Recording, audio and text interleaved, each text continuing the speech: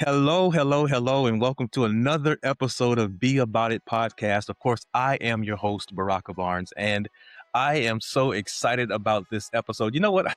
I'm always excited when I record another episode because it's just exciting to me. I love doing what I do, and today is no exception. So, welcome back to Be About It podcast. Right now, as you well know, there are a lot of things happening, not just here at home, but globally. And whether people want to admit it or not, that kind of uncertainty changes how we think, how we move, and definitely how we invest. So today we're talking about real estate, but not just from a numbers standpoint. We're talking about decision making in uncertain times. Should you move? Should you wait? Should you invest? Or should you just sit still? And I could not think of a better person to have this conversation with. She's a licensed realtor, a trained psychologist, and someone who understands both the financial and emotional side of decision making. Yeah. Welcome back to the Be About It podcast. My friend, by the way, this is the first repeat interviewee that I've had on Be About It. So welcome back, Tanisha Lusk. Yes, I am honored. I'm honored to be back.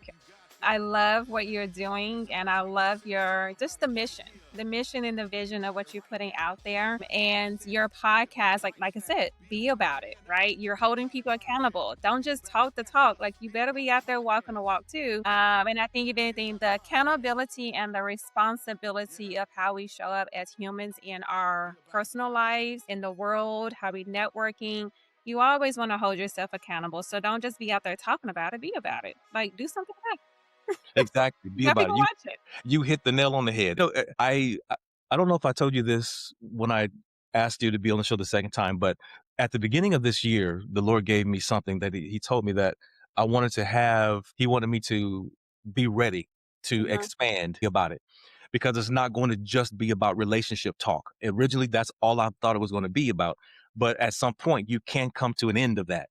But there's more ways for you to be about it than just in the form or in the context of relationship. And so that's exactly what you just said. So in all things, we can't just talk about it. We have to at some point also be about it. And it's not just in relationship, but it's also when it comes to real estate.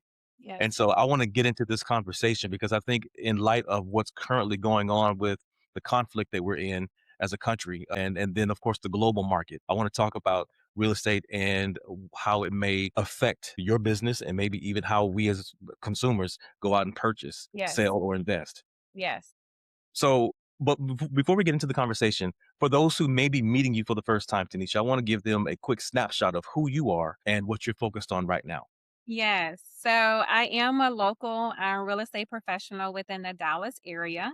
Native to Dallas. This is all I know. I tell people maybe a good thing or a bad thing. I don't know, but I'm enjoying it. So this is all I know. I've been servicing the Dallas area for the past 14 years, full time, professionally recognized and respected among just my peers, but also just the community. And I do what I do because of the people. This is my career. This is my livelihood. And you mentioned it with the changes of just the climate of the industry and what's happening in the world. I will continue to choose this every day, all day. So even with those changes, Baraka may know, and I've mentioned this to him probably numerous of times. I come from a place of focusing on the things within my control. You can have concern, you can have discernment, but fear is not something, a space that I live in. It's good. Fear is the false evidence appearing real. Come on now. And when you live in that fear, you give up your control to something that is not real. Mm-hmm. So, with the climbing of what's happening to in the world, our government system, and just all of that, those are the parameters that are not within our control. I do still believe in real estate. I still believe in it as an investing Mm-hmm. because one of the things that I've learned, not just the years of me doing this professionally in the past 14 years, I've seen it within my own peers. I've seen it within my family of purchasing real estate, whether it's for investing, whether it's for your livelihood. It's one of those things that is going to continue to have a value that is not a hustle. Mm-hmm. So, oftentimes, when people think of investing, if you're not a mature investor, you will try equivalent that to in trying to turn a buck into something, like the hustle mindset. Yeah, yeah. That's not what this is. When you invest in real estate, you're investing of the potential. And one of the things is you always have to come from a mindset, right? Fear is a false evidence appearing real. The reality is you can't buy land. Well, let me phrase it. You can't make land. They're not making land anymore, right? So that's a good investing, right? In any climate or any industry. Another thing is you got to pay to live. Mhm. Wherever you lay your head, you're paying it. So you have the choice to say what that looks like. You have the choice to say, I'm going to rent and lay my head here temporarily, or am I going to put my money into something that I know is a long term? Right, right, right. Yeah, exactly.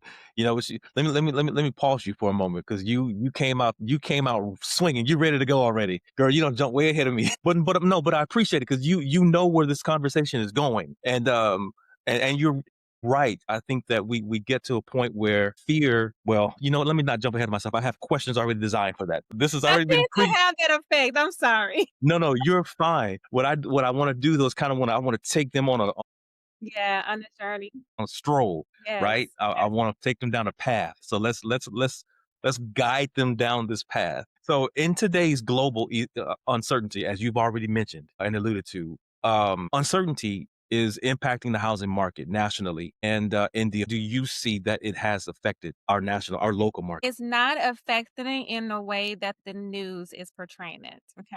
So, because my boots are underground, Mm-hmm. what I do tell individuals in my circle and my people when I do get a chance to have these conversations one on one, Mm-hmm. the news is no longer intellectual news. News nowadays is opinions, advertising, Yeah.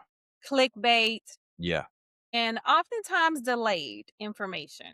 It is Okay. for a reason, by Yeah. design. Yes. So with my boots on the ground, I will say this year, I am seeing a lot more first time home buyers who is coming to Good. renting that are Okay. stepping out and purchasing real estate. Okay. Good. And the reason being is many different reasons, but the two main reasons is stepping out on fear because the fear is all the interest rates too high. It's not time for me to buy. I Mm-hmm. may lose my job. And all those things are valid reasons, but they should not be fears. So, what they're doing is they're taking a step back and saying, okay, I am paying this amount in rent. Mm-hmm. And each year, this is going up, but I have no control of where I lay my head because at the end of the day, whether you're renting a home, the landlord can say, I'm selling. That's right. And if you're renting an apartment, the apartment complex can say, hey, like you're not renewing your lease or we need your apartment or whatever it may be. There's a lot of variables that are not within your control. So what's happening is I believe that the individuals that are in the market today is tired of allowing things happening around them that they can't control and they don't like. Mm-hmm. So they're taking matters in their own hands and saying, okay, I may not like where the home prices went. I may not like the gas prices. I may not like this, but the reality is I want something that a huge decision that I have control over that is going to give me more of a better safety net and I'm going to go out and I'm going to buy my first home. That's good. Even with the concerns, right? You're still gonna have concern of your job. You're still gonna have concerns of the cost of living and gas prices and groceries. You're still going to have those concerns, but at the end of the day, people when you think about the pandemic and where we come from and how it has ugh, Yeah, how I know. it has done something to our nervous system and It's our people. exhausting. Yes, it's very exhausting. Mhm. And so you have individuals, it's like, okay, I'm exhausted, but I'm ready to climb out of this. And what are the first thing that they do when you climb out? They want to grab on something that's stable. Yeah, Buying a yeah, home is stable. it You're is, not it is. living on 1 year incrementals, right? If Right. you're renting. So it's not affecting like at all. So you're saying then here in the I was gonna ask if you're seeing a hesitation, if you're seeing a slowdown or kind of a shift in behavior, but you're not really what are you seeing? If it has been steady, have you Yes. seen it slow down? Well, yeah. So what I'm seeing is with the start of this year, like I said, it's a combination of people accepting the interest rates for what they are. Right. And I'm appreciative of that because the interest rate where they are is a reality. Where we are, that is normal interest rate. During the pandemic of getting 2 and 3% and 4%, Right. that was a Disney story. Man. Yeah. Yeah. That was a Disney story, and that was man-made, right? Man had to control the interest rate to be able to fund our system with money because nobody was spending money, right? We were stuck at home. We wasn't doing all of that. We weren't traveling. There was no money being spent. And so the man-made government had to do what it needs to do to manipulate the interest rate to get people to out to Start spend buying it. money, right? Loans, Yeah. right? Yeah. Yeah. And so right now with the start of the market, for me, and I tell people, my perspective and how my business is, you're coming from a 14-year veteran, right? So you speak to a real estate agent who maybe 5 years or 6 years or 2 years, their conversation is going to be a lot different Mhm.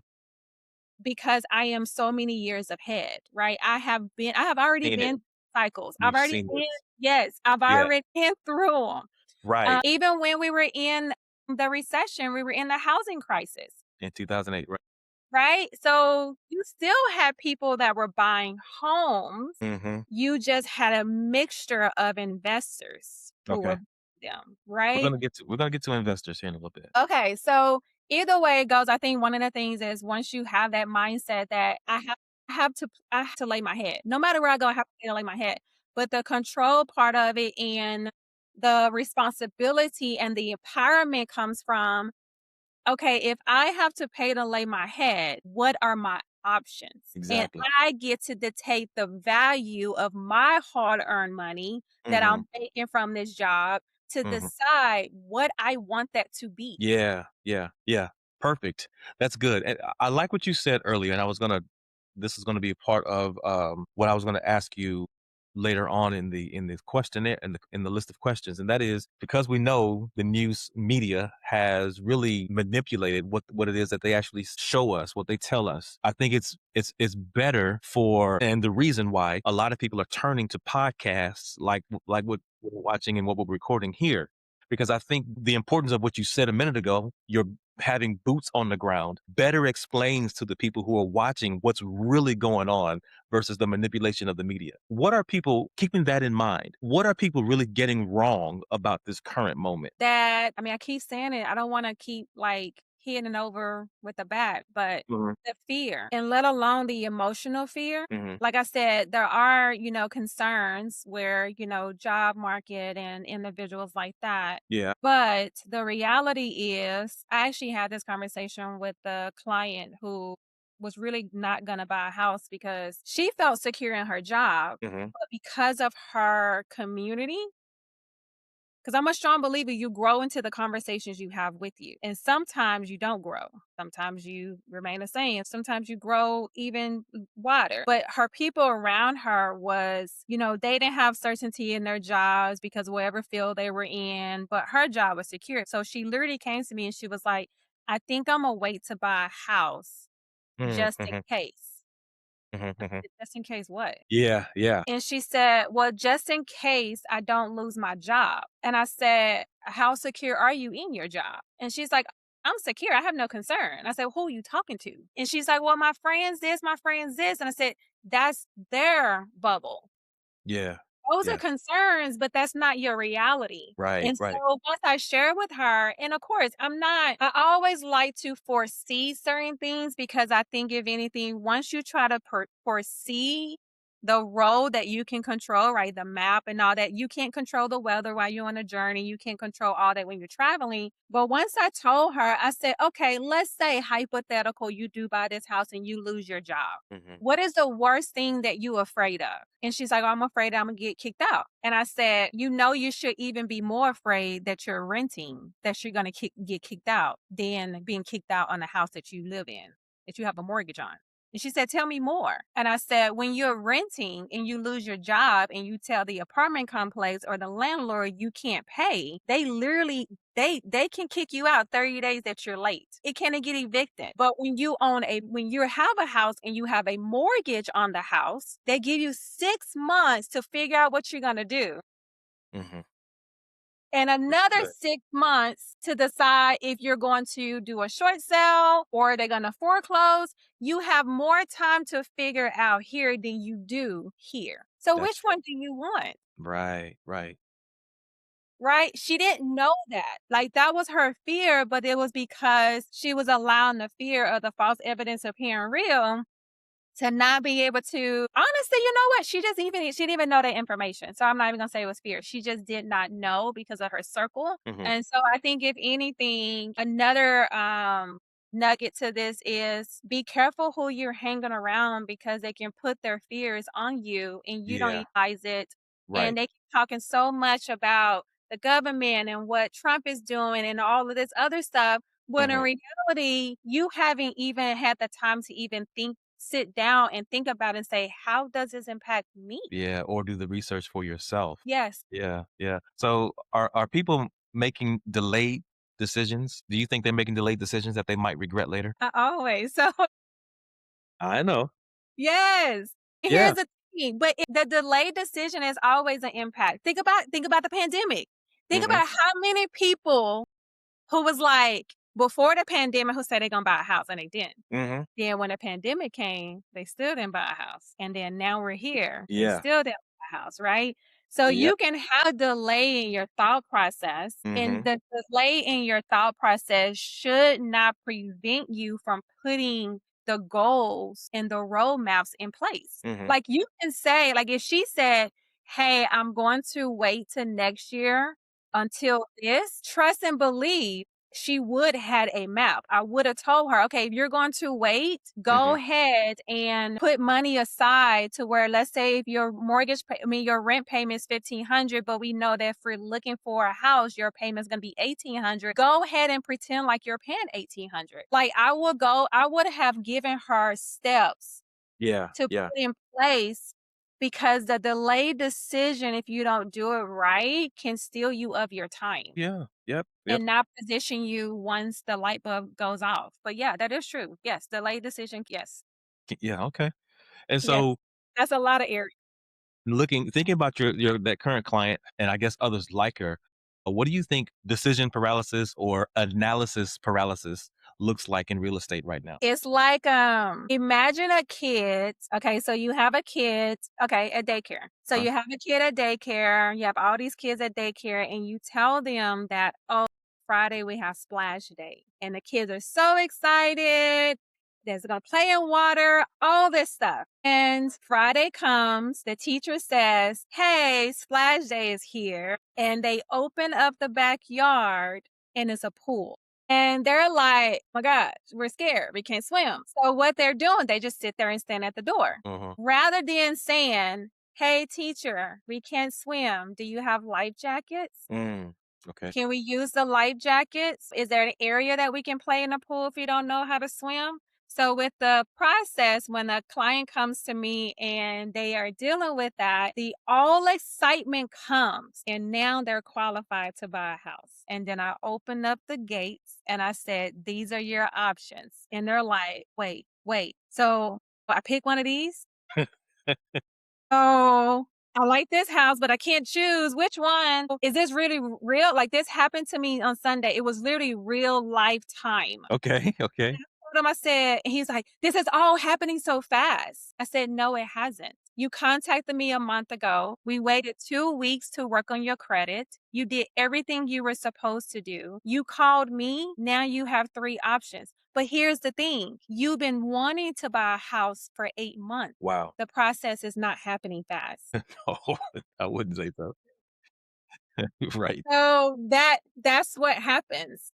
I Okay, think okay, the reality of what could be and what is happening, it gets distorted and gets okay, very overwhelming okay, okay. because I think a lot of it has to do, and I can't speak for other communities, but for our Black community, we don't know too many people that have accomplished the goal, Mhm, depending on what age you are, right? mhm.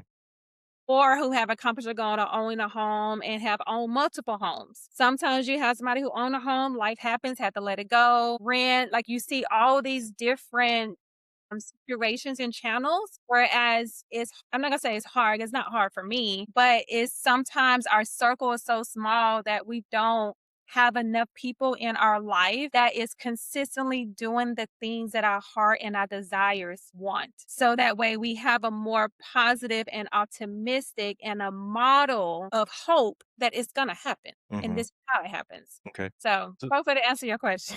it did. It did. So let's pick on the psychologist side of you real quick. Let's say you're not a realtor right now. Yes, This yes, question: is it wise? That's the key word, yes. to buy during uncertain times, or better to wait? When everything else in your life has a anchor, it is wise. It is not wise when you don't have any anchors in your life. And anchors are definite, Okay, I right? was going to ask you to Certain. define that. Good. Yeah. So your anchors are your certainties, your things that you're like, "Oh, this is going to work. This is going to be here. This is going to always be here." Hmm. It is unwise to buy a house when everything is shaking. Good. That's good. So when I do my consults, the Hmm. first question that I ask them is, why today did you wake up and say you want to buy a house? Okay. And I ask that question because I want to get a little insight. I want to make sure you're not socially influenced. I want to make sure that you're not doing it out of fear because you just got your renewal from your apartment and your rent has gone up. Mm, I want to make sure that you're not running from something or someone to prove them wrong. I see that, good. Good. Yes. right? Wow. I want to make sure all those things are not there because why? Those are unshaking. You're not doing it because you want to. Subconsciously, you don't want to do it, but you're doing it because all these variables is giving you something to anchor. Hmm. And your house should not be something that you use to anchor. You can have a house. You can have somewhere to lay your head. It doesn't always have to be a house, right? So that's hopefully that makes sense. If you want me to go deeper, I can. No, no, I think you're fine. I think you said it right. I think it's in uncertain times. Actually, I think that I think it could go either way. Actually, but I think it all depends. Like you said, it depends on what you put your anchor and what is your anchor, and what are you basing that decision on. And I think that is really what it should come down to. What are you basing your decision on? And don't be socially influenced, like you said. Make sure that what you are making this decision on is based on the reality of things, not just, for example, what the news might be saying, because what the news is saying is different from what's actually going on. So if you're putting your anchor, if the news is your anchor, that's not a good anchor. So no, I get it. I get it. You talked a minute ago about a client that I was thinking about pressing the pause button on her purchase process. What type of client would you actually probably recommend that they do that? If you don't have a savings Okay. beyond the house, what you qualify for as far as payment range, Hmm. is not adding value to your lifestyle. Mm, Right? So what I mhm. mean by that is if your lifestyle is community and networking and you're in mixed crowd, which is like downtown Dallas and all of that, but your price range is taking you all the way to Anna. Yeah. I may tell you you willing to sacrifice, right? Because oftentimes your lifestyle and your community and who you commune with and all of that, Hmm. that is a little bit of joy that may bring to that person, right? It may bring to that person to get them through where they are in life when hard times come and all that. And I have seen it firsthand that people will find a house because they can afford it but do not take the house that aligns with their lifestyle and their community. And you know what happens when they don't do that? Tell us what The house happens. will never be a home. Okay. It would never be a home. Okay. It would never be a safety net. You would never feel safe in it. And it's not safe as like physical. I'm talking about emotional, right? The emotional safetiness of it. The humanity, just the soul part of it, right? The soul part of safe because you're like, it's an hour and a half drive just to go hang out with my friends who bring me joy. I had a hard day at work, so now I can't even go and refuel, right? Because we all have to add to our cup Mhm. because life is hard. What's happening in the world is hard, but Mhm. where do we go to refill? And if those things don't line up, that is where I will tell somebody. Okay. You may want to wait, and this Okay. is what you can do in the meantime while you're waiting. Actually, that was my sister years ago. Okay. Okay. Right? Years Yeah. ago, she did not make enough money to put her where she needed to be. Mhm. I A lot of people when they work with me, they whatever perception you have of a realtor, that's what they think is going to show up. And oftentimes a realtor are looked at as like salespeople, right? Car salesmen. We're equipped. They tend to compare us like that. Me, that's not who you get, as you know. So when she came to me and she's like, I don't want to live in these areas, but this is all I can afford. But I think I want to buy this house. Mhm. And I was like, you just gave me double negatives in a sentence. And so I said, "No, Mhm. you don't like these areas. You don't feel safe. This is not what you want. So Yeah. I really think you need to pause." Yeah. That's And you good. know what she said? She's like, "So you telling me I can't buy a house?" I said, "I'm just telling you not right now." Not right now. Right. And you know what I told her? I said, "Not right now. Mhm. And this is what you're gonna do." So we did a whole in-depth conversation. I said, "When was the last time you asked your job for a raise? How long you been there? How much money are you making? How much money do you need to make to be in the area that you need to be in?" From that whole conversation, she was selling herself short. Okay. She was able to sit back, enter perspective, and say, I've been at my job for this amount of years. I've never gotten a raise. I've been thinking about leaving. Maybe it's time.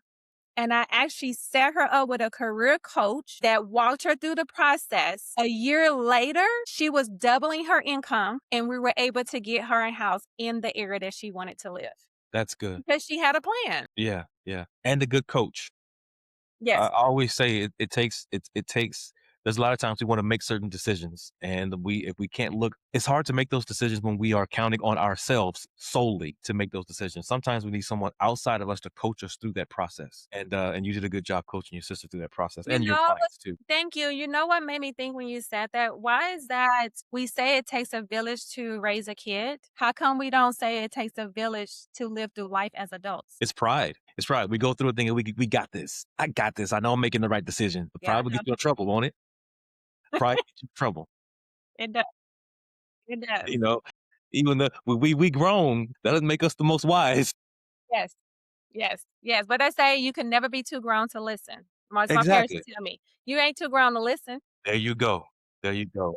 There you go. You're not too grown to ask questions, to Yeah. find a mentor, to find a teacher, to find a coach, someone who knows more than you do, better than you do, Yes. to guide you through your process. Yeah.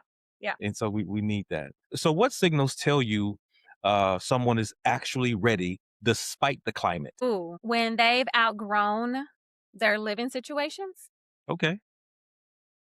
One sign of that is you question every time you pull up. Mm, Why am I here? It's the questions, right? Another one is you've seen stability consistently somewhere in your life that is within your parameters, right? Your job, your income, bills, financial, personal responsibility. You've seen a little bit of consistency with that mhm. and you have enough information to compare and contrast value. What I mean by that is sometimes when you're elevating, I'm going to use me as an example. When you're elevating, you don't have a comparison and contrast because when you're on the mountain, you can't see the peak. When you look at a mountain, you have clouds. And sometimes when you're climbing a mountain, and that's life, that's success, that's accomplishments, that's goals, you get to a certain level and you're like, this is good. I think I'm at the top. Like, I like this, right?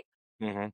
Until until you have another aspiration. Okay. One of my aspirations years ago was this was 2018. Before then, the cars that I've bought, I have always bought them used, always. Because of course, the logic, there is I no know. value when you Yep. drive all blah blah, all this other stuff. Depreciating assets. Correct, correct. As for me, I am financially responsible, right? The cars that I do buy, I keep them and I pay them off and I maintain them and they last and all the other stuff. And so it came time where something in my, I was reading something. Oh, what is that book? There's a book, Badass Money something. Um, and what was happening was I was reading this book. The topic of this book is you're doing all this and you're accomplishing a lot. And yes, your family is reaping the results. The people around you is reaping the knowledge, the information, all of that. But what is it that you want? Okay. And I was like, I've always wanted, I love Audi and BMW. So I was like, I've always wanted an Audi. Mhm. And I went, of course, it had been years since I bought a car because my car was like, I think at that time was like 2011 or 12. So my car was paid off, all this other stuff. And I was like, you know what? Let me see. And so I started looking at the pricing. I'm like, oh, you don't lost your doggone mind. Right. But here is the thing. What I've learned is it's not the money part. When I bought that Audi, it wasn't the money. Yes, I had to process that. Of course, I was financial. Like I said, when I say money wasn't a problem, was because I'm filthy rich, because I'm financially responsible, right? I'm gonna make a decision on the value of the dollar, not the material item. But what I will tell you, when you elevate and you're able to decipher the value is not always the money, it's the experience I like that. and the environment. Mhm. So when you ask that question, when somebody comes up to where they live, sometimes you are forcing yourself to elevate because that experience and that environment no longer serves you, which is why you're questioning it. Okay. And so when I bought that Audi off the showroom floor with a bow on it, that experience elevated me. Wow. And it wasn't because I wasn't ready, what I thought. Mhm. It was because I was ready because I was able to receive it from another level other than just a showlistic thing, Okay. right? I was able to take that, incorporate that in my life based on that experience. And I literally looked at my life and I said, what other areas am I restricting from being elevated? Gotcha. So you've looked at other clients too. I guess you've been able to do the same thing. Look at them and say, or ask those same questions. When you pull up to your house, do you feel this certain How do kind of you way? feel? How do Yes. you feel? How do Okay. you feel when you write when you make your payment every month? How Okay. do you feel? Do you feel like you're devaluing yourself? Do you Okay. feel That's like good. the money that you're making and you're paying is devaluing what you do? How are you feeling? And so Because that's a conversation and questions you literally have with your clients. because Okay. purchasing a house is a luxury. Do you hear that? Yeah. Yeah. It's a Absolutely. luxury because you can pay to live anywhere. That's true. But purchasing a home is a luxury and you have to be able to see it that way. And so when I walk through my clients, I'll tell them, hey, when you know the house is a house, because it's a feeling that you have. You're not compromising, right? You're not saying, that's okay, I'll just deal with this. No, no, no, no, no, no, no. We're paying a mortgage. Right. Right. That's correct. Paying a You mortgage. you don't want to do that with this. With the car, Correct. Correct. with But the we're house. paying mortgage. Right, yeah. Oh my goodness. Wow. I'm sorry. I just thought about a decision that I made when I bought my car. But anyway, my situation was a little bit different. Anyway, we're not going to go there. Historically, and I know we kind of danced around this topic already, but historically, how does real estate perform during uncertain or unstable periods? I know we looked at it here in the Metroplex, maybe globally. Well, you're stationed here in the Metroplex, but I know that you also have people in different states too. I mean, not a national team. Yes. So what does it look like? So when the world is like this, the first human instinct is to take a step back and say, how do I make my money? Two things. How do Mhm. I make my money make money? And how do I preserve the value of my dollar? So what I'm bringing it up because during this time, people are oftentimes willing to relocate and move where things are a little bit more value of the dollar. They can make their dollar stretch a little bit more, We've seen that a lot. which is Yeah, why people are moving to Texas, exactly. and that's not stopping. Ooh, I just brought up you brought up another question that I have. I wanna ask real quick. Go ahead. That's Did you not finish it? stop Okay, it's not that's good. stopping. Good. It's not stopping, and the reason why is because our Okay, good state. and bad. Huh?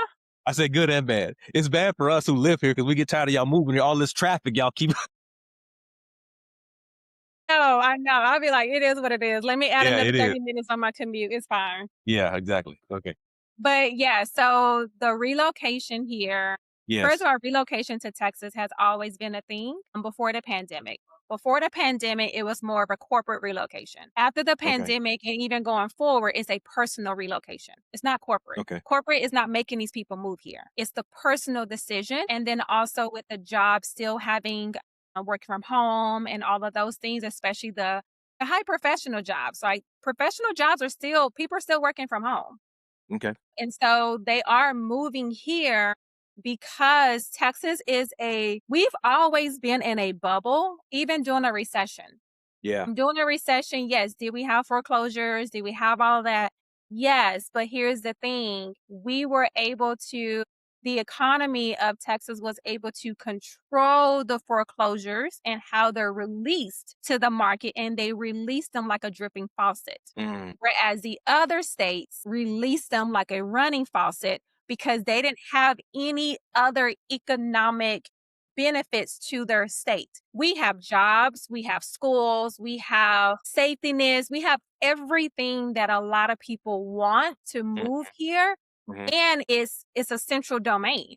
Flights, trips, you can Yeah. get anywhere by car. Yes. So with that, when a climate like this, when I work with professional high earners, Mhm. they are not questioning the world. When they are buying and spending, they're not questioning. I think a lot of it has to do with they do a lot of predetermining conversations with their money before things ever happen. They are proactive instead of reactive. Gotcha. Okay. Mhm. So $1 million clients, It's different. they ain't tripping. Yeah, yeah, yeah. They're not tripping. And yes, you can say that there's many variables of job security and all this other stuff, but at the same time, that may be true. But when I talk to them, when I say they are like checklists of what needs to happen, where this needs to go, where this needs to go, they have more of a proactive plan with their money than a reactive. Mhm. And so with that, that's like, it's not slowing down. People are still buying investment properties. Right. People are still buying investment properties. People are still looking for ways to maneuver with the money. And real estate is always the core. Real Exactly. estate is always the core of that. It is. And here's the thing, and I don't care what people say. I don't have a personal, like, I'm a Christian and I don't come from hate or any of that when it comes to our president. Our president is what it is. He gonna do what he gonna do. I'm gonna look at what I can do in my household, what my people around me, my community, all this other Yes. stuff. Yes. But what I will say is, if you research on Trump, he is real estate heavy. And Mhm. he's got where he got in his millions because of real estate. Do you think he gonna let something happen to real estate? Probably not. That's where he's getting his money. Exactly. That's where he's getting his money. Speaking of real estate, and you mentioned relocating. And by the way, y'all, she is a relocation Yes, I am. specialist, so she could I help you am. with that. I am. But something that I have seen, read, heard, watched is a lot of people have moved here from California, for example, and they have regretted this thing that we call property taxes. Let's Yes. talk about that. Yes. See, we are locals. We're native to Texas. We've lived here. We moved. We understand property taxes. Those who moving here from other places don't. So, can you explain to them what that is, what it means, and why it fluctuates and all this other? Yes. Yeah. So when you're coming into Texas as per to other states, they have state income tax. Mhm. Right. So their state income tax, they have money come out and all this other stuff. And their property taxes, they have grandfather, forgot one term from New York told me, I forgot what term they use. But their property taxes kind of remain consistent. It doesn't fluctuate based on the value. Mhm. So when they move here, one of the things that I do make them understand and help them and guide them understand is our property taxes does fluctuate and they're expensive. Mhm. They are You're not paying $3,000 a year in property taxes like some of these states are. Sometimes you're paying $15,000 in property taxes. correct. And when I explained it to them and I share with them, say, hey, your property taxes is just not your property taxes. It's also in combination and added with school tax, Mhm. right? And so when I explain that to them, they have a little bit understanding. And then also when I tell them, go look at how much you pay state tax where you're moving from, go look at that in your tax bill and then compare your property taxes here. And what they do tell me is the same. It's not that Okay. much of a difference. What they can do here, and especially as locals, anybody who owns a home, you can protest your property taxes every year. Yes, you can. And I do it.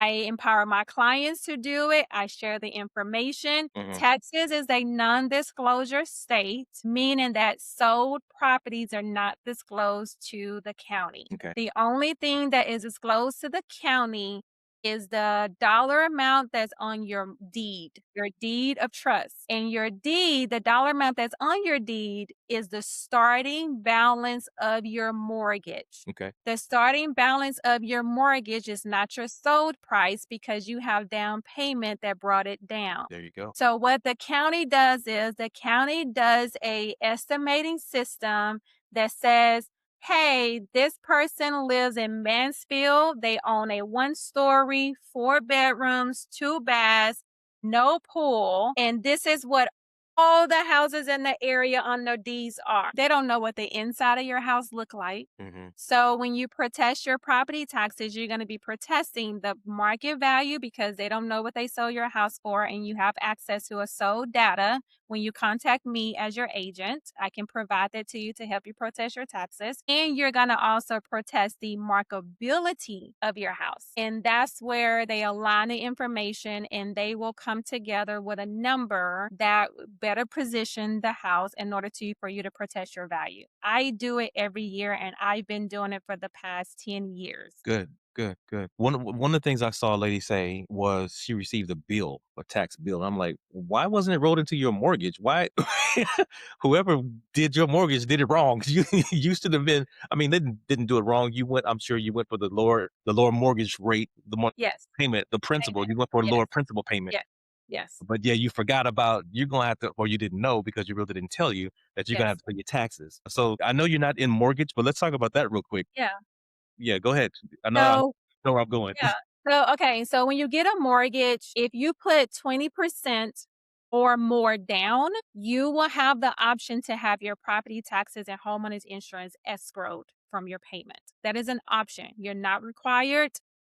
It's an option. Mhm. If you're putting less than 20% down, your property taxes and your homeowner's insurance will automatically be escrowed in your monthly payment. And what that means is when you make your monthly mortgage payment, it's like a pie. You give the mortgage company the money and they split it up. Some of it goes to your escrow, some of it goes to your principal, some of it goes to your interest.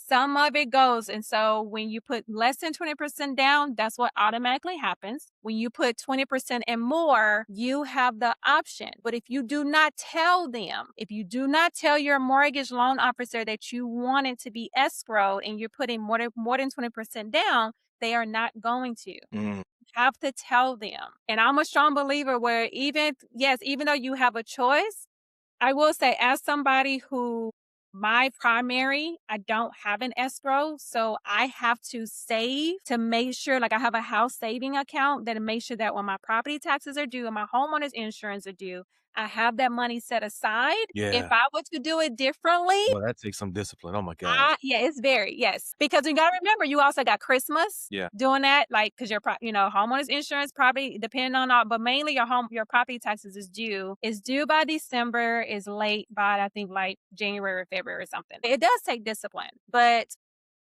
either way it goes, like, you just have to be financially prepared. Man, do you? Yeah, and it's unfortunate that I think actually the majority of homeowners anyway probably gonna be able to put less or not be able to put as much as 20% down anyway. So we're gonna go with a 3%, You just 3.5% yeah. down. You just have an escrow, but I will say the main group of people that struggle with this property taxes and not knowing that they can protest their taxes Mhm. is the lower income, which is our grandmothers, Mhm. our grandparents, our areas that are in gentrification areas. Yeah, yeah. And so I always tell people, I'm a very knowledge. I like to share information. So if you know anybody who is in those areas in gentrification areas, Trinity Grove, Cliff, East Bird, downtown, all those areas, Hmm. please make sure you call them and ask them for their tax bill and then protest their taxes because the county is not oftentimes going to drive by the street and knowing that if that's the original house built in the 70s, but there's a 2024, but it's coming up as the same number of bedrooms, Hmm. square footage, taxes, property tax value will most oftentimes be the same value as the house next door that's updated. Ooh, man. Yeah, that's tough. That's really tough. So we've kind of tapped around investments. I want to get a little bit into that now and talk a little bit about investment. Yes. Do uncertain times create opportunities or unnecessary risk as it relates to investing? Give me an example of unnecessary risk. Do you have an example? Some just maybe something you probably shouldn't do right now. Investing is such a general term, and so it's like an umbrella. Yeah. So I'm gonna keep it simple. Okay. You want to do flipping. So it means that you buy a house that is outdated and needs to be updated. So you buy the house that's outdated, turn around, make it pretty, add all the stuff, and then put it back on the market and sell it at a high value. I will say flipping is a high risk because of the inventory. So right now as a buyer is winning in this market because there's tons of inventory. When you have more inventory, which means that you have more supply. When you have more supply, the buyer has a That's huh? something we're not hearing nationally either. Go ahead. Yeah. It's Yeah, yeah. tons of inventory. Yeah, yeah. We're hearing there's a shortage of property. There's a shortage of property. No, Yeah. no, sir. No, sir. Yeah. Yeah. So right now we do have a high supply. So when you have a large supply of homes, that also positions the buyer to literally be a little bit more proactive.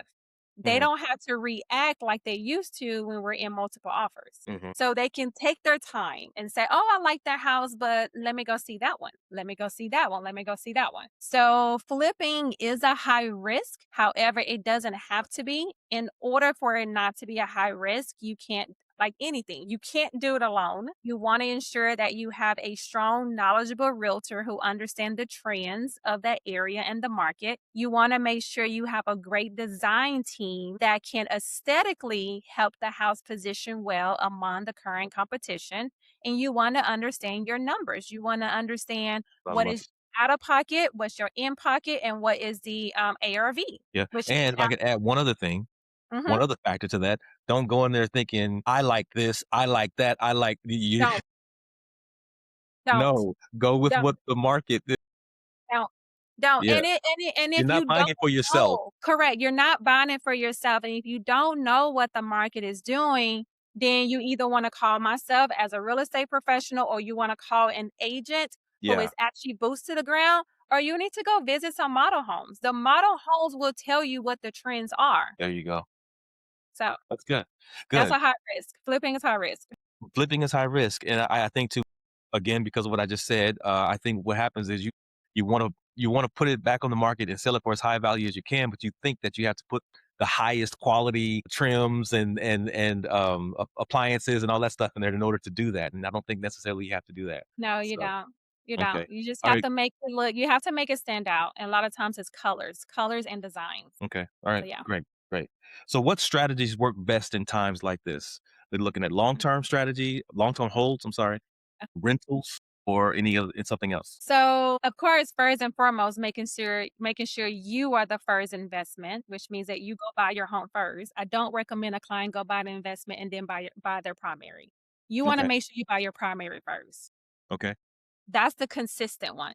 That's the consistent one that can maneuver through all changes of the climate, hard times, all of that, because you are protected as a primary owner, as a owner occupant, because one thing that I do tell you is mortgage companies are not in the house selling business. They don't want your house. They Right. don't want to foreclose, which is why it takes so long to go through the process because they don't want your house. They don't Mhm. want to be a property manager. They don't want you to move out and they got to maintain the property. They don't want that. So purchasing your home, your primary resident is the one that you can transcend and the first tactic to fight against any uncertainty. That's good.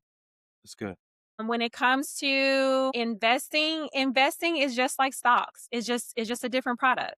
So you're taking a risk. When you say, "Hey, I'm going to purchase a rental property or I'm going to flip," you're taking a risk, but you have to understand what are the potential risks. Mhm. You know is as good because mortgage company don't care that you bought it or a hard money lender don't care that you bought the wrong product and you can't sell it. Right. They're not gonna take that house. They want their money, and it's come with high fees and high interest rates. Mhm, mhm. You mentioned a moment ago,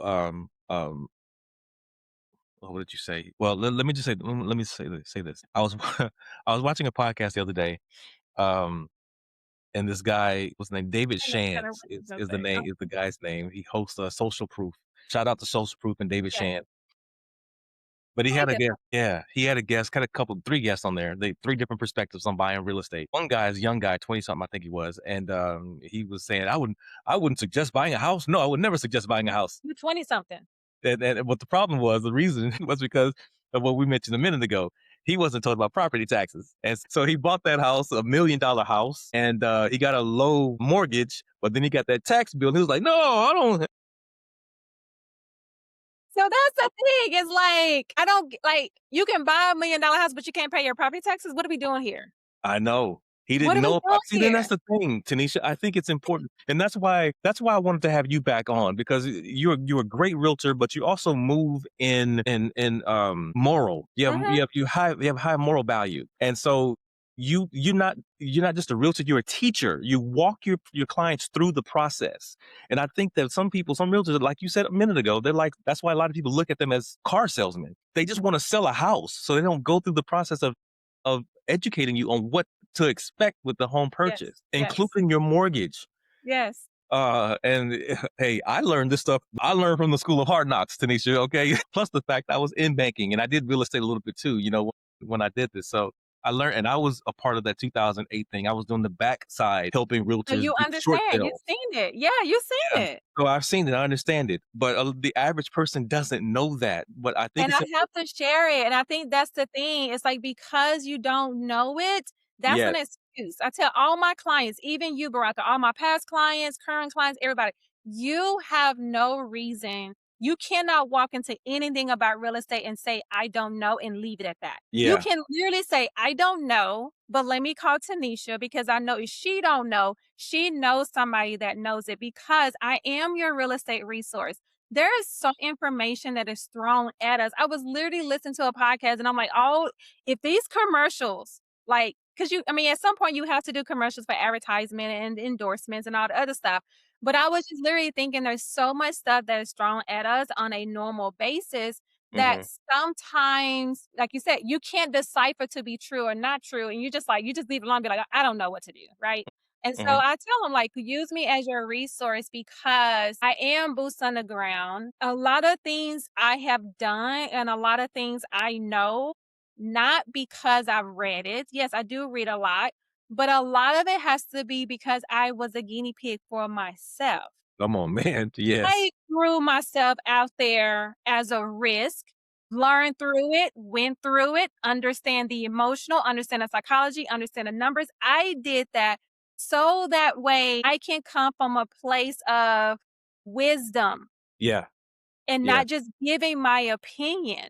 And not just So, hoping yeah, they'll say, "Yes, I'll take that one." no. Well, here's the thing, I had a buyer who did that because she was so excited, right? She's a Okay. single mom. She had been saving for years. Mhm. Now it was time for her to say yes. Okay. And we went out and looked at homes and I gave her 3 options. I showed her 3 options and we walked through that home and she said, "This is it." I said, "No, Mhm. it's not." Uh-oh. She said, What, why not?" Said, "Your exterior color was supposed to be this. What do you see now?" The carpet that you're walking on, do you not see the thumbtacks? Like, the carpet was shredding. Wow. I opened up the cabinet because they didn't take care of the faucet that was underneath the kitchen cabinet, it rotted the panel at the bottom, and I said, this is not it," and she's like, "But it's in my price range." Mm, That you're getting a down payment assistance program, which is gonna save the money that you're saving. You told me that when you buy this house, you'll have about $7,000 left over in your savings account. I was once a single mom, so I understand the importance of savings, planning for the unknown. So that 7,000 you have left, it should not be to go to this house because that means you have to start all over of building your safety net for you and your kids. Let me show you this new build. okay. Security. Get it. I get it. That's good. A minute. I keep going off script here. I don't know. I don't know either. Uh, um, when, when it comes to assisting someone buying a home for the first time home buyer, for example, can you give them some pointers as to what might be a good thing for them to do in assisting them buying that house? Yes. In other words, give them a process, a Or terse, even a just the brief initial process. step. Yeah. Yeah. So What would be the the first step? first yeah, so the first thought that comes into your mind that say you wanna buy a house, you call me. I'm not going and I'm not trying to be on here to sell myself, but what I'm saying is that sometimes it's hard to call other real estate agents because they want you to be ready now. Hmm. And if you're not ready now, they don't know how to assist you. Hmm. For me, the reason I say you call me is because I can get you connected to a trusted loan officer that will do a credit analysis. There is a difference. Sometimes you'll meet a loan officer that will start the mortgage process and say, "Oh, you don't qualify." And you're like, "What I'm supposed to do?" They don't give you the answer to the test. When you meet with one of my preferred loan officers, we do a credit analysis, and a credit analysis does look like a mortgage application process because it opens up your box of puzzles. You never heard this analogy. So when you come to me, you say, Tanisha, here's my box of puzzle. And when I see your box of puzzle, that is you holding the keys to your house. But I got to take that box of puzzles. When I open it out, what do I have? Hmm. Credit, income, life choices, all of that. So I have to throw that out. I have to throw all your pieces out. And the first thing that I start is when you start with any puzzle is your corners. Your corners are consistent. Your corners are easy to identify. And the corners in perspective to relay that over to, that is your credit profile. Okay. That's your income. That's your choices you made in life. That's your credit score. That's your debt. That is why I connect with a loan officer that I trust and we do a credit analysis because I need to outline those corners. Those corners are the parameters that we can control. Whereas in a credit analysis, if they say, hey, your credit score is here, we need it to be here. I analyze your credit report. This is the debt that we pay down. This is what you pay it down to.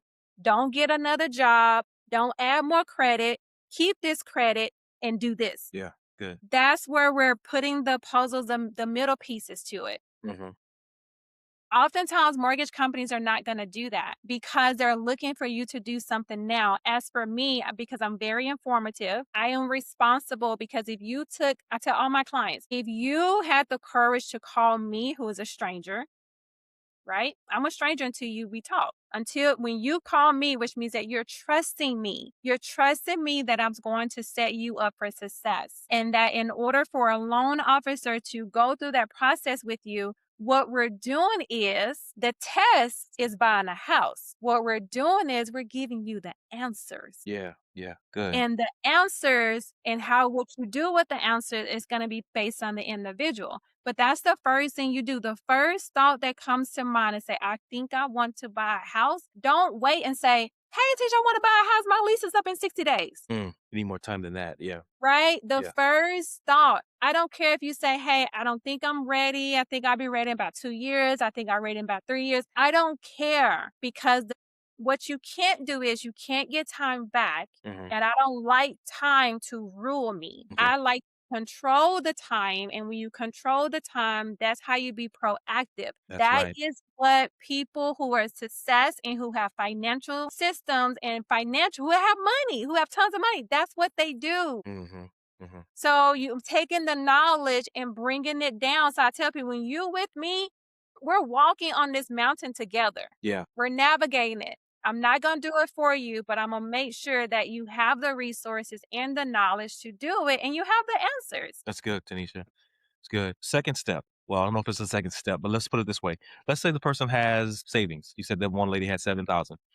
but either it's not enough or they don't want to use it all. What would you recommend to them? Are there down payment assistance programs? Yeah, I Are would recommend there, down payment assistance program. okay, all right, So that young lady, the single mom, I wasn't her first realtor. okay, So she came to me because a family member referred her after she was hearing the frustration she was having with her agent. So she goes and see a house with this real estate agent. She likes the house. She has the money. She has her closing costs and she has her down payment.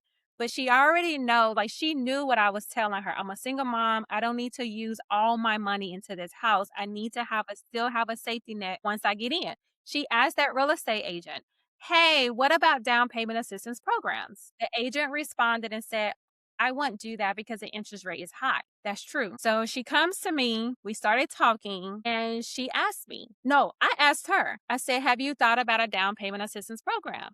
And she's like, "No, that realtor told me that I'm no longer working with, told me that the interest rate is high."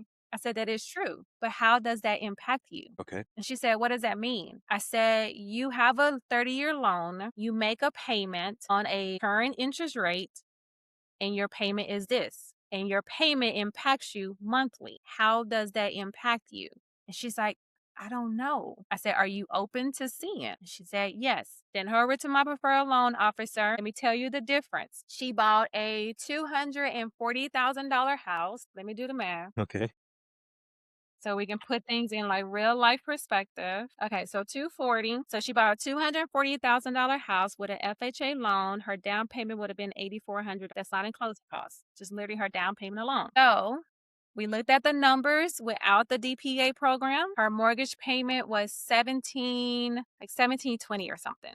And then we looked at the payment with the DPA. Her payment went up $60. see, Her payment went up $60 to save $8,400. come on, And you know what I told her? I said, $8,400 divided by $60. I said, that will take you 140 months to finally get your $8,000. wow, I said, you know what happens in that 140 months? If the interest rates drop, you about to refi and your payment's going to be even lower, there you but go, you just saved $8,400.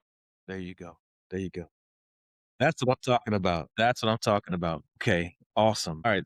I'm not even done yet, and I still have golly.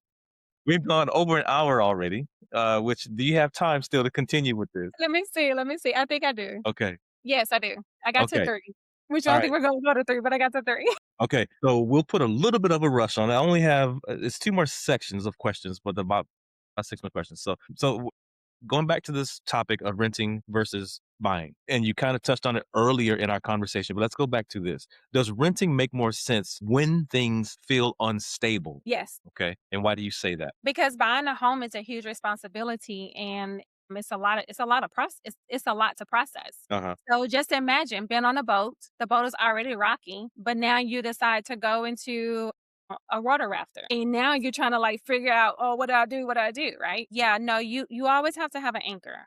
Not Okay. I don't We'll like touch that's on that. yes, you always have to have an anchor. Okay. All right. This next one we already touched on. What should renters be doing right now to be prepared? You said they should be saving, they should have Yeah, a so savings, they should do the credit, the whole puzzle thing.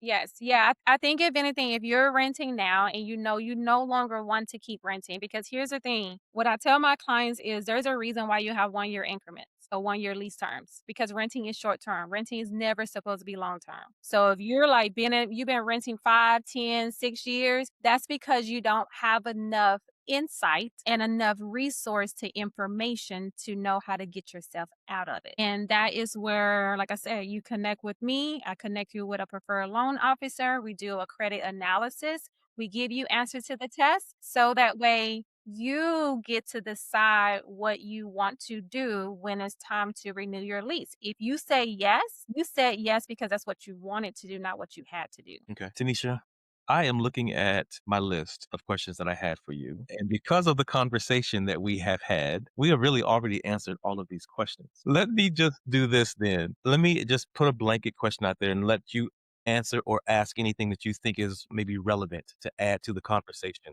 that we might not have touched on yet. Is there anything that you can think of that maybe I didn't ask you that you want to add to the conversation? So I can speak from the lessons that I've learned in life.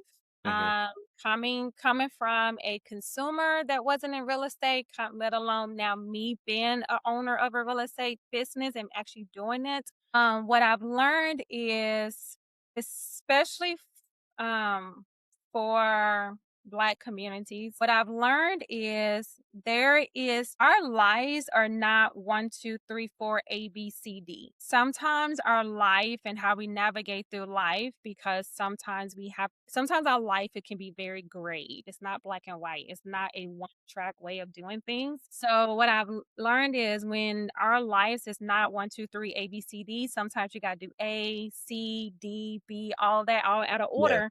Yeah. So, as a young woman, I haven't always, I mean, I could, but I had to learn the importance. I knew the importance of credit. I knew the importance of paying bills and money and working and all that stuff. The issue that I had was I did not know how to navigate my life when my was not one, two, three, four. What I mean by that was I am a young mom. I did have my first one at 20 and I was in school, but I was also working a full-time job and I also did not have a lot of debt. And I wish somebody would have had told me that there was options. I wish somebody would have had told me and said, Tanisha, hey, why don't you look to see what it looks like to buy a house? Mm, hmm. Instead of me going and doing what is placed upon us, it said, you get married, well, go to school, you get married, you have a kid, you buy a house. Yeah. That Yeah. wasn't my life. Yeah. Right. I had a kid, went to college, no, got married, and then bought a house. I wish somebody would have told me that life is a journey and that because we're not robots, we're human. We don't have to move in a systematic way. Sometimes we can move in the way that makes sense for us in our life at that moment. And honestly, buying a house would have made more sense. Hmm. Um, and I wish somebody woulda told me that that was an option, Okay. so that way I didn't live with the mindset of, "I have to keep renting until I get married." Mm, hmm. And I coulda had something, got married, kept that as a rental property, Yeah. fund my family, and me and my husband did buy a house together and kept it going. Hmm. Whereas when we got married, we came from leases and all we got back was our deposit. Right. I know. You were lucky to get that back. Right? Whereas now, like, my brother, like, so all the stuff that I've learned that has transpired into wisdom, I Yeah. tell people, like, my brother bought his first house at 23, and he bought it because you know what he told me? Of course, I'm the oldest sister, you better listen to me, like, I know better, right? So Hmm. they always call me, they know they gotta listen. Hmm. And so he called me and he said, I remember you told me that when I get ready to move from home after I graduated from college, before I sign a lease, get and see what that rent payment is and to call you and see if I can get a mortgage for that. Mm. Good. And he Yeah. did. Yeah. He did, and he never rented. Good. He That's bought good. his first house at 23. That house, and this is why I'm a strong believer in real estate in any climate, no matter what happens to the world. Hmm. That house now turned into a house hack, meaning that he rented out his rooms. Those roommates paid for his mortgage, so Hmm. he did that. Hmm. He turned it into a rental property. He let the equity grow. He pulled out the equity and built a cabin. Now the cabin is a Airbnb, He did that thing. right? So now he have 2 passive incomes. He has the rental property from here, and then he has the Airbnb, and nothing came from his savings. He did it the right way. Wow. You know that I couldn't have ended this on a better note. That was perfect. That's the way it should be done. That's the way it should be done. And I think people who are, if you're on the fence, if you're considering buying a house maybe you're renting right now and you think that your rent keeps going up, or maybe you can't afford a mortgage because it may be higher than your rent, maybe you should call someone like Tanisha and find out exactly what do your the analysis and find out exactly what it is, because it may just be the same. It may be a little less. But here's the thing, though. One thing we can guarantee you, and Tanisha can back me up on this. If it is the same, here's the biggest difference. equity. You're not getting equity in a rental. Okay, you'll get equity out of ownership. Okay, so Tanisha, I appreciate this conversation. Yes, Really thank good. Thank you again for coming onto the show because right now people need all of this kind of information and they need clarity. If you got value from this episode, make sure you connect with Tanisha. You can follow her, reach out to her, and stay plugged into all that she's got going on. And by the way, Tanisha, how can they get a hold of you? So you can reach out. Of course, I'm social media, but I tell people first thing is Google me. I'm Googleable. Type in my first, last name. You get all access to my website. Social media, Instagram, Tanisha Lusk underscore realty. Facebook, Tanisha Lusk DFW. I am on LinkedIn. I am everywhere. But the easy way to find me, just type in my name, Google me. If you can reach You out go. to me There from you go. there. She's Googleable. Did you hear that, y'all? She's Googleable. Tanisha, Tenesha. It's Yeah. right there. You see it. So it's all E's.